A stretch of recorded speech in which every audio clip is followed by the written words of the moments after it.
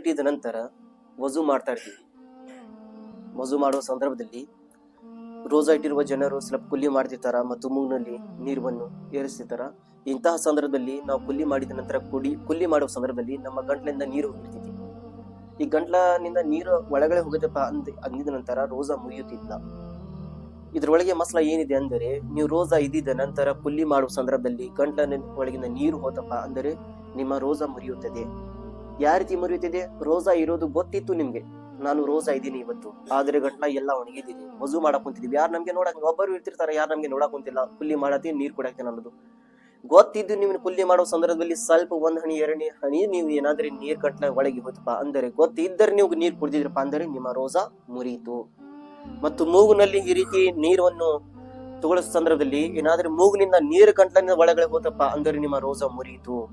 ಅದಕ್ಕೆ ಹೇಳಿದ್ದಾರೆ, ಗುಸುಲು ಮಾಡುವ ಸಂದರ್ಭದಲ್ಲಿ, ವಜು ಮಾಡುವ ಸಂದರ್ಭದಲ್ಲಿ ಬಹಳ ನಾವು ಇದರ ಬಗ್ಗೆ ಗಮನ ಕೊಟ್ಟು ನಾವು ವಜು ಮಾಡ್ತಾ ಇರಬೇಕು. ಏನು, ಮೂಗಿನಲ್ಲಿ ನೀರನ್ನು ಹಾರಿಸ್ತಾ ಇರಬೇಕು ಹೇಳಿದ್ದಾರೆ. ಇಲ್ಲಪ್ಪ ನಮ್ಗೆ ಗೊತ್ತಿದ್ದಿಲ್ಲ, ನಾವು ಕುಲ್ಲಿ ಮಾಡಕ್ ಕುಂತಿದ್ವಿ, ನಮ್ಗೆ ರೂಢಿ ಇದೆ ಕುಲ್ಲಿ ಮಾಡೋ ಸಂದರ್ಭದಲ್ಲಿ ಸ್ವಲ್ಪ ನೀರು ನಮ್ಗೆ ಕುಡಿಯೋದು ನಮ್ಗೆ ಗೊತ್ತೇ ಇಲ್ಲ, ನಾವು ನೆನಪಾರಿ ಕುಲ್ಲಿ ಮಾಡಕ್ತಿದ್ವಿ, ಮಾಡಿದ ಸಂದರ್ಭದಲ್ಲಿ ನಮ್ಮ ನೀರು ಗಂಟ್ಲಿಂದ ಒಳಗೆ ಹೋಗ್ಬಿಟ್ಟು, ಆದ್ರೆ ನಮ್ಗೆ ಗೊತ್ತಿಲ್ಲ, ನೆನಪಾರಿ ನಾವು ಕುಡಿಬಿಟ್ಟಿದೀವಿ. ಈಗ ನೆನಪಾರಿ ನೀವು ಕುಲ್ಲಿ ಮಾಡೋ ಸಂದರ್ಭದಲ್ಲಿ ನೀರು ಕುಡಿದಿರಪ್ಪ ಅಂದ್ರೆ ನಿಮ್ಮ ರೋಜಾ ಮುರಿದಿಲ್ಲ ಅಂತ ಹೇಳೋದು. ಈ ರೀತಿ ಹೇಳಕ್ ಹೊಂದಿದ್ದಾರೆ. ಮರೀದು ಏನಾದ್ರೆ ನೀರು ಕುಡಿದಿದ್ರೆ ಕುಲ್ಲಿ ಮಾಡೋ ಸಂದರ್ಭದಲ್ಲಿ ರೋಜಾ ಮುರಿಯೋದಿಲ್ಲ. ಗೊತ್ತಿದ್ದು ಕುಲ್ಲಿ ಮಾಡೋ ಸಂದರ್ಭದಲ್ಲಿ ನೀವು ಏನಾದ್ರೆ ನೀರು ಕುಡಿದಿದ್ರಪ್ಪ ಅಂದರೆ ನಿಮ್ಮ ರೋಜಾ ಮುರಿಯಿತು. ಈ ರೀತಿ ಹೇಳಕ್ ಹೊಂದಿದ್ದಾರೆ ಇವರು. ಮತ್ ಮುಂದೆ ಹೇಳಕ್ ಹೊಂದಿದ್ದಾರೆ, ಮಲಗಿದ್ವಿ ನಾವು, ಒಬ್ಬೊಬ್ಬರು ಮಲಗೋ ಸಂದರ್ಭದಲ್ಲಿ ಬಾಯಿ ತಕೊಂಡ್ ಮಲಗ್ತಾರ, ನೋಡಿರ್ಬಹುದು, ಅಂತ ಈ ರೀತಿ ಮಲಗಿರ್ತಾರ ಅವ್ರು.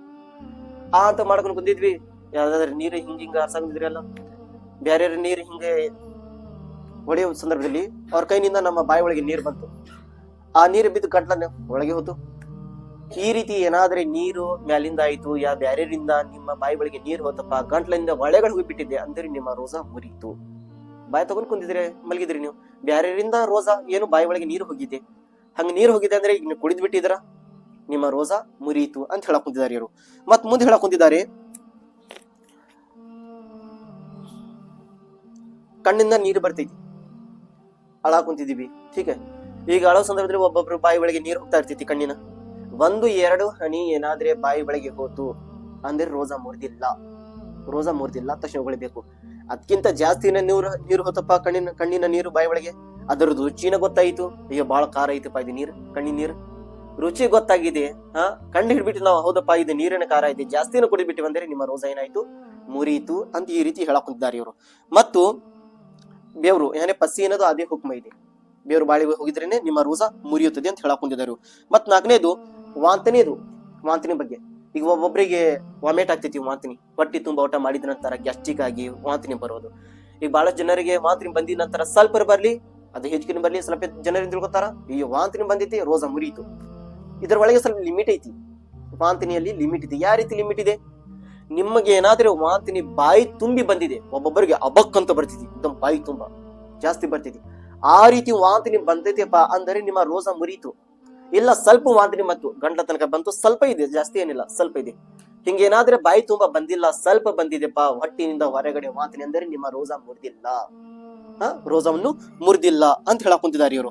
ಮತ್ತೆ ಇದೇ ರೀತಿ ಹೊಟ್ಟಿನಿಂದ ಊಟ ನೀರು ಬಂದಿದ್ರೆ ವಾಂತಿನಿ ಮುರಿಯುತ್ತದೆ. ಊಟ ಏನಿದೆ ಬಂದಿದ್ರೆ ವಾಂತಿನಿ ಬರುತ್ತೆ. ಅದೇ ವಾಂತಿನಿಯಲ್ಲಿ ಕಫ ನೆಗಡಿಗೆ ನಂತರ ಹಂಗೇನಾದ್ರೆ ಕಫ ಹೊರಗಡೆ ಬಂದಿದ್ರೆ ನಿಮ್ಮ ರೋಜಾ ಮುರಿಯುವುದಿಲ್ಲ.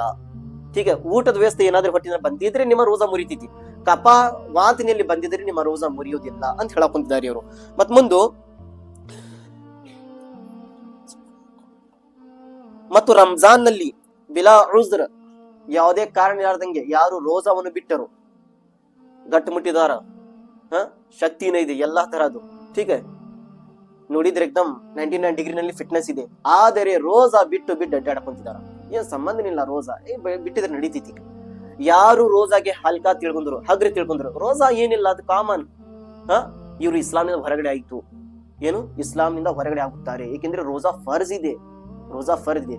ಶರೀಯತ್ ನಲ್ಲಿ ಏನ್ ಬಂದಿದೆ, ಯಾರು ಬಿಲಾ ಉಜ್ರ್, ಯಾರಾದ್ರೆ ವ್ಯಕ್ತಿ ಅಲಲ್ ಇಲಾನಿಯಾ ಬ್ಯಾರೆ ಜನರಿಗೆ ತೋರ್ಸ್ಕೊಂಡ್ ಅಡ್ಡಾಡ್ಕೊಂತಾರೆ, ನಾನು ಇದ್ರೇನು ಬಿಟ್ರೇನು ನನ್ಗೆ ಸಂಬಂಧ ಇಲ್ಲ, ರೋಜಾ ಏನದು, ಈ ರೀತಿ ಹೇಳ್ಕೊಂತ ಯಾರು ಅಡ್ಡಾಡ್ಕೊಂತಿದ್ದಾರೆ, ಇಂತಹ ಜನರಿಗೆ ಶರೀಯತ್ ನಿಂದ ಹೇಳಕೊಂತಿದ್ದೇನೆ. ಶರೀಯತ್ ನಮ್ಮ ಇಸ್ಲಾಂ ಕಾನೂನು ಪ್ರಕಾರ, ನಮ್ಮ ಇಸ್ಲಾಮಿನ ಕಾನೂನು ಪ್ರಕಾರ ಹುಕ್ಮ ಏನಿದೆ, ಇಂತಹ ವ್ಯಕ್ತಿಗೆ ಕೊಲೆ ಮಾಡಿ,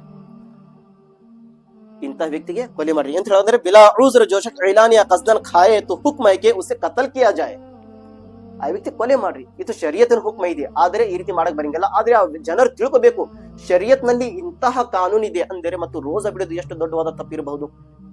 ಅದಕ್ಕೆ ನಮ್ಗೆ ಅಲ್ಲಾಹ್ ರಬ್ಬುಲ್ ಇಜ್ಜತ್ ಇದು ನೆಅಮತ್ ಕೊಟ್ಟಿದ್ದಾನೆ, ಎಲ್ಲಾ ತರ ಶಕ್ತಿ ಇದೆ, ಅವಕಾಶ ಇದೆ. ಈ ಗಟ್ಟು ಮುಟ್ಟಿದ್ದೀರಾ, ಯುವಕರದೀರಾ, 40-35 ವಯಸ್ಸೈತಿ, 35 ನಿಮಿಷ ಅಲ್ಹಮ್ದುಲಿಲ್ಲಾಹ್ ನೀವು ಗಟ್ಟಿದ್ದೀರಾ, ಇಡೋದಕ್ಕೆ ಶಕ್ತಿ ಇದೆ. ಅದೇ ಏನಾದ್ರೆ ಸ್ವಲ್ಪ 10 ಇನ್ನೂ ಜಾಸ್ತಿ ಆಗ್ಲಿ, 40-50 ವಯಸ್ಸು ಬರೀ ಅವಾಗ ಇರಾಕ್ ಬರಂಗಿಲ್ಲ, ಯಾಕಂದ್ರೆ ಮುತುಕರಾಗಿರ್ತೀರಾ, ಇರಾಕ್ ಬರಂಗಿಲ್ಲ. ಇದು ಸಿಕ್ಕಿದ ವಯಸ್ಸಿನಲ್ಲಿ ನಾವು ನಮ್ಗೆ ರೋಜಾ ಸಿಕ್ಕಿದಪ್ಪ ಅಂದ್ರೆ ನಾವು ರೋಜಾವನ್ನು ಫರ್ಜ್ ಮಾಡೋ ಪ್ರಯತ್ನ ಮಾಡ್ತಾ ಇರ್ಬೇಕು. ಇಷ್ಟರ ಮೇತು ರೋಜಾದು ಮಸಲೆಗಳಿತ್ತು. ಇನ್ಶಾಲ್ಲಾ ತಾಲಾ ನಾಳೆ ನಮ್ದು ಬಯಾನ್ ಇದೆ. ಎದರದಂದ್ರೆ ಕಜಾ, ರೋಜಾ ಬಿಟ್ಟಿದ ನಂತರ ಕಜಾ ಹೇಗೆ ಮಾಡಬೇಕು, ಯಾವ್ಯಾವ್ದು ವಸ್ತು ಮೇಲೆ ಯಾವ ಸಂದರ್ಭದಲ್ಲಿ ನಾವು ರೋಜಾ ಬಿಟ್ಟಿದ ನಂತರ ನಮ್ಮ ಮೇಲೆ ಕಜಾ ಆಗುದಿಲ್ಲ. ಈಗ ಉದಾಹರಣೆಗಾಗಿ ನಾವು ನೋಡ್ರಿ, ಗುರುವಾರ ನಮ್ಮಿಂದ ರೋಜಾ ತಪ್ಪಿತ್ತು, ಎಲ್ಲರಿಂದ ಆಗಿದೆ ಅಲ್ಹಮ್ದುಲಿಲ್ಲಾಹ್, ಎಲ್ಲರದಾಗಿದೆ. ಯಾರು ಜನರ ರೋಜಾ ತಪ್ಪಿದೆ ಅವರು ಹಬ್ಬ ಆಗಿದ ನಂತರ ಕಜಾ ಮಾಡಬೇಕು. ಈಗ ಯಾವ ಸಂದರ್ಭದಲ್ಲಿ ನಾವು ಕಜಾ ಮಾಡಬೇಕು ಅನ್ನೋದು ನಾಳೆ ಇನ್ಶಾಲ್ಲಾ ಇದರ ಬಗ್ಗೆ ನಾವು ಕೇಳೋಣ. ಅಲ್ಲಾಹನ ಕಡೆ ದುಆ ಮಾಡುತ್ತೇನೆ. ಐ ಮೇರೆ ಮಾಲಿಕ್ ಮಲಾ ಮೇರೆ ಕಹನೆ ಮೇ ಚಾಲನೆ ಮೇ